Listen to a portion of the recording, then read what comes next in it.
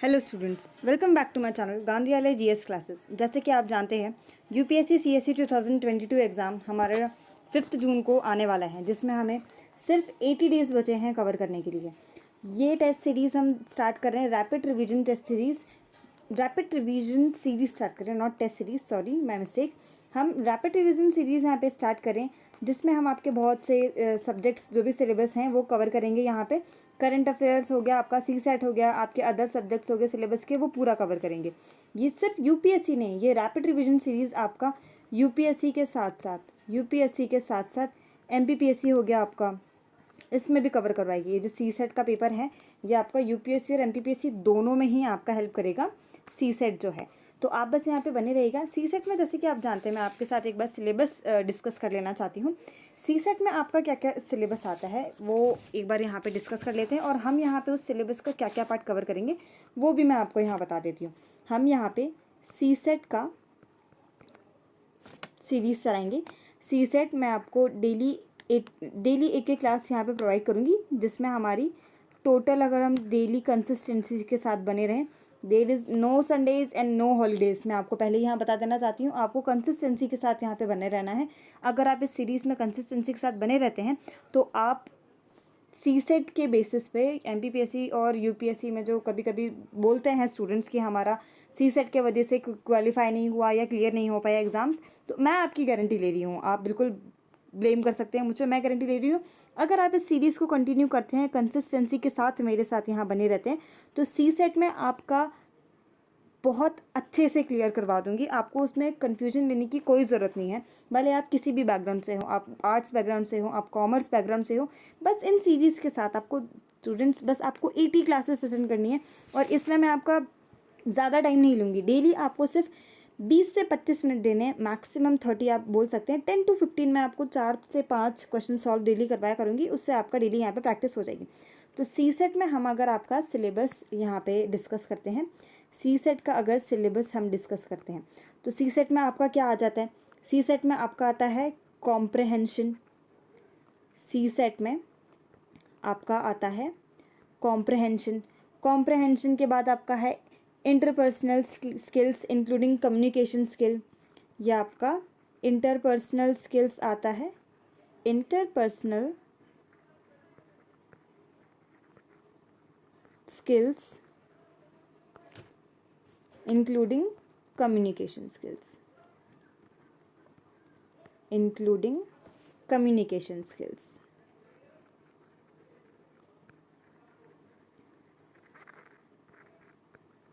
communication skills। फिर आपका आ जाता है लॉजिकल रीजनिंग, लॉजिकल रीजनिंग। फिर आपका आता है general mental ability test, general mental ability test. फिर अगर हम लास्ट पॉइंट की बात करें, तो लास्ट पॉइंट आपका बेसिक न्यूमेरेसी, जिसको हम मैथ्स बोलते हैं, और ये सारा हमारा 10th स्टैंडर्ड तक कवर रहता है। ये तो हमारा हो गया यूपीएससी का सिलेबस। अब अगर हम बात करें, आपका एमपीपीएससी का भी सेम यही सिलेबस होता है। एमपीपीएससी का भी आपका सेम यही सिलेबस होता है, बस एमपीपीएससी में एक पॉइंट आपका एक्स्ट्रा ऐड हो जाता है। एमपीपीएससी में आपका क्या ऐड हो जाता है?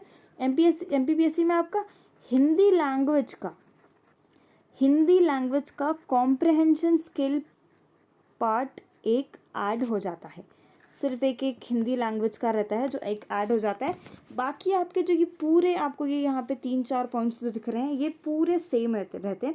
तो यहाँ हम सी सेट में इन सबको कवर करने की कोशिश करेंगे। अब ये सी सेट में मैं आपको क्या क्या कवर करवाऊँगी, मैं प्रीवियस ईयर क्वेश्चन पेपर के बेसिस पे आपको कॉम्प्रहेंशन की प्रिपरेशन करवाऊँगी। यहाँ पे कॉम्प्रहेंशन की प्रिपरेशन करवाऊँगी, बिकॉज यूपीएससी साल दर साल आपका इंक्रीजिंगली इन ईयर्स आपका यूपीएससी अपना कॉम्प्रहेंशन का जो लेवल है वो हाई करते जा रहा है।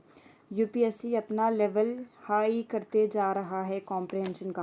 पहले की बात अलग थी कि आपने सीसेट का ज़्यादा प्रैक्टिस नहीं किया है, थोड़ा दिनों की प्रैक्टिस के बाद आप आपका सीसेट एग्जामिनेशन जो कि सिर्फ 33.5% रहता है वो आप इजीली निकाल लिया करते थे। बट अब ऐसा नहीं है, आपको उन 80 क्वेश्चंस में, जिसमें 10 रीजनिंग होता है, 10 मैथ्स होता है, बाकी जो रेस्ट 60 क्वेश्चंस होते हैं वो आपका कॉम्प्रहेंशन से, अनसीन पैसेजेस से और आपका कम्युनिकेशन स्किल्स से पूछे जाते हैं। वो आपको अब अच्छे से प्रैक्टिस ही करनी चाहिए। तो मैं आपको बोलूँगी सिर्फ प्रीवियस ईयर क्वेश्चन पेपर काफ़ी रहते हैं, आप प्रीवियस ईयर क्वेश्चन पेपर की प्रैक्टिस करिए और यहाँ पे हम इन सारी चीज़ों को कवर कर लेंगे।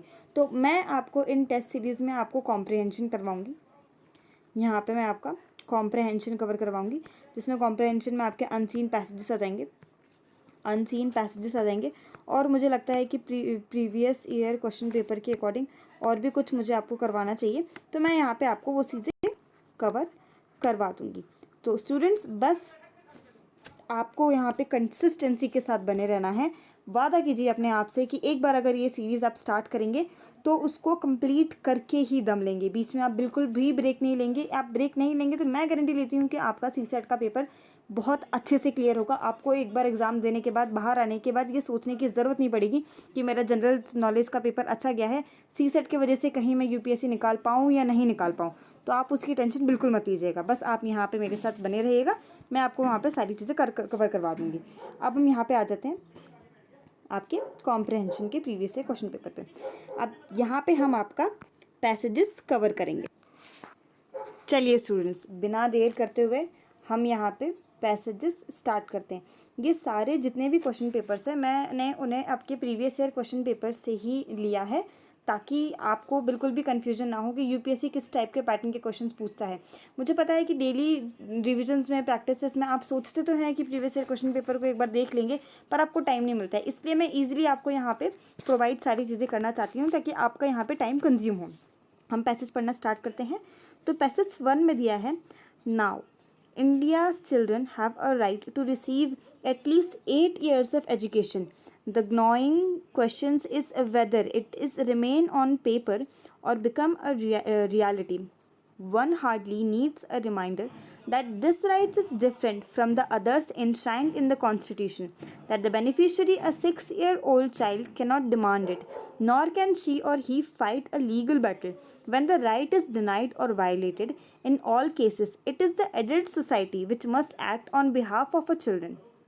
In another peculiarity, where a child's right to education is denied, no compensation offered later can be adequate or relevant. This is so because childhood does not last. If a legal battle fought on behalf of a children is eventually won, it may be of little use of the boy or girl because the opportunity missed at school during childhood cannot serve the same purpose later in life. This may be painful true for girls because our society permits them only a short childhood, if at all. The right to education has become a law at a point in India's history when the ghastly practice of female infanticide has surfaced in the form of fetucides. This is symptomatically of a deeper turmoil in society which is compounding the traditional obstacles to the education of girls. Tenacious prejudice against the intellectual potential of girls runs across our cultural diversity and the system of education has not been able to address it. ये हमारा है passage जो हमारे 2011 के second paper CSAT में पूछा गया था। अब इस पैसेज को हमने पढ़ लिया, चलिए ठीक है, पैसेज पढ़ के हमें समझ में आता है कि हम यहाँ पे राइट टू एजुकेशन चिल्ड्रंस के लिए यहाँ पे बात की जा रही है। अब इनके क्या क्वेश्चंस पूछे जाते हैं, किस टाइप के, वो हम देखेंगे।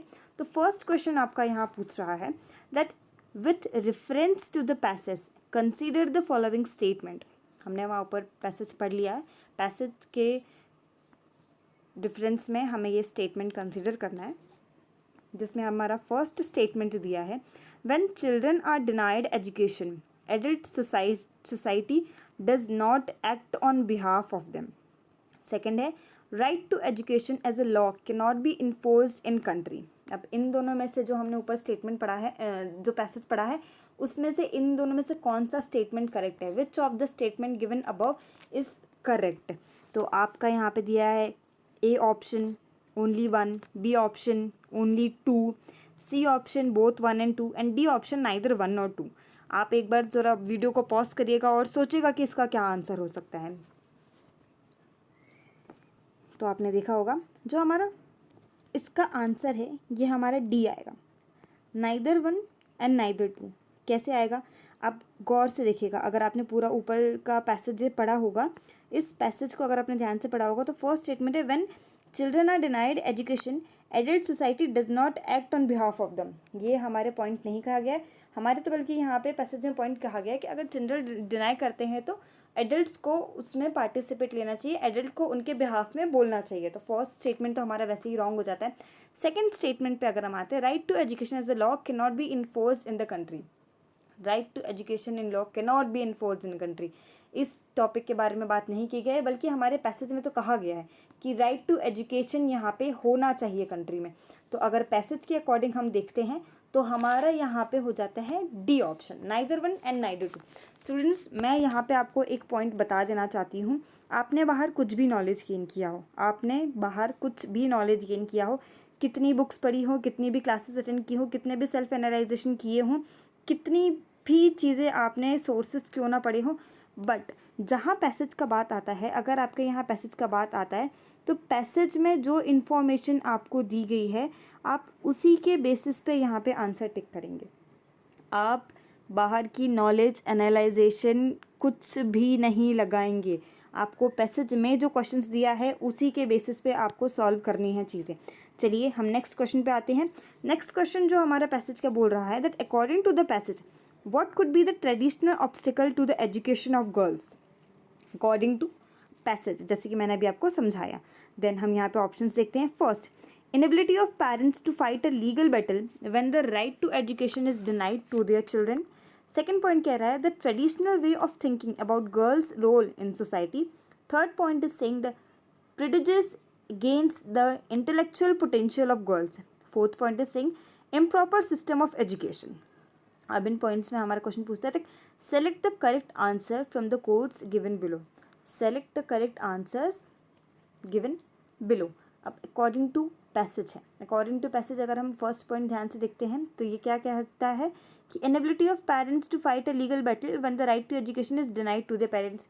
फर्स्ट पॉइंट बिल्कुल सही है। आपके पेरेंट्स को अगर आप बच्चों को एजुकेशन नहीं मिल रही है, डिनाई कर दी जा रही है, तो आपके पेरेंट्स को क्या लीगल बैटल करनी चाहिए? येस, बिल्कुल करनी चाहिए। हमारे पैसेज में यही कहा गया है। सेकंड क्वेश्चन, सेकंड स्टेटमेंट आपका कह रहा है the traditional way of thinking about girls role in society. जो आपका ट्रेडिशनल वे है थिंकिंग का गर्ल्स रोल सोसाइटी में, वो भी ऑब्स्टिकल बना हुआ है। येस, बिल्कुल बना हुआ है, हमारे पैसेज में दिया गया है। देन थर्ड आपका है the prejudice against the intellectual potential of girls. Girls का इंटेलेक्चुअल पोटेंशियल के प्रेजुडिस की गई है। येस, हमारे पैसेज में ये बात कही गई है। फोर्थ है आपका improper system of education. Correct, हमारे पैसेज में इम्प्रॉपर सिस्टम ऑफ एजुकेशन की भी बात की गई है। तो ये हमारा फर्स्ट, सेकंड, थर्ड, फोर्थ चारों ही पॉइंट सही है। क्या हमारे ऑप्शन में चारों पॉइंट है? येस, डी हमारा ऑप्शन है 1 2 3 4। तो हम यहाँ पे इसका डी ऑप्शन लगा देंगे। अब नेक्स्ट क्वेश्चन में आप आ जाते हैं। नेक्स्ट क्वेश्चन में आपको क्या गया है on the basis of the passage consider the following statement. यहाँ पे आपका बिल्कुल क्लियरली बोल दिया गया है कि आपको पैसेज के ही कंसीडर में आपको सारा बेसिस के उसमें कंसीडर करना है स्टेटमेंट्स को। तो थर्ड क्वेश्चन का स्टेटमेंट हम आगे पढ़ते हैं। फर्स्ट है आपका right to education is a legal right and not a fundamental right. चलिए ठीक है। सेकेंड स्टेटमेंट आपका क्या दिया गया है? सेकेंड स्टेटमेंट दिया है for realizing the goal of universal education the education system in the country must be made identical to that of developed countries. Okay, first और सेकेंड हमें दे दिया है। Which of the statement given above is are correct. अब इन दोनों में से कौन सा स्टेटमेंट हमारा करेक्ट है पैसेज के बेसिस पे? तो हम एक बार फिर से पढ़ेंगे। फर्स्ट स्टेटमेंट अगर आप देखें right to education is a legal right and not a fundamental right, इसके बारे में हमारे पैसेज में बात बिल्कुल भी नहीं की गई है। सेकेंड अगर हम देखते हैं for realizing the goals of universal education the education system in the country must be made identical to that of developed countries. क्या इस बेसिस पे या इस पॉइंट पे या इस फील्ड और सेक्शन के बारे में हमारे पैसेज पे बात की गई है? बिल्कुल नहीं, हमारे पैसेज में इसके बारे में बात नहीं की गई है। तो हमारे ऑप्शंस में क्या आ जाता है? Neither 1 and neither 2। ना हमारे फर्स्ट स्टेटमेंट के बारे में बात की गई है पैसेज में, ना हमारे सेकंड स्टेटमेंट के बारे में बात की गई है पैसेज में।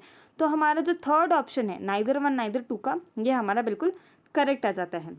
नेक्स्ट हम फोर्थ वाले में नेक्स्ट बढ़ जाते हैं। फोर्थ क्वेश्चन में हमारा क्या पूछ रहा है, which one of the following statement conveys the key message of the passage. अब कौन सा स्टेटमेंट है इन चारों में से जो पैसेज का मैसेज हमें कन्वे करता है। हम फर्स्ट स्टेटमेंट पढ़ेंगे, India has declared that education is compulsory for its children.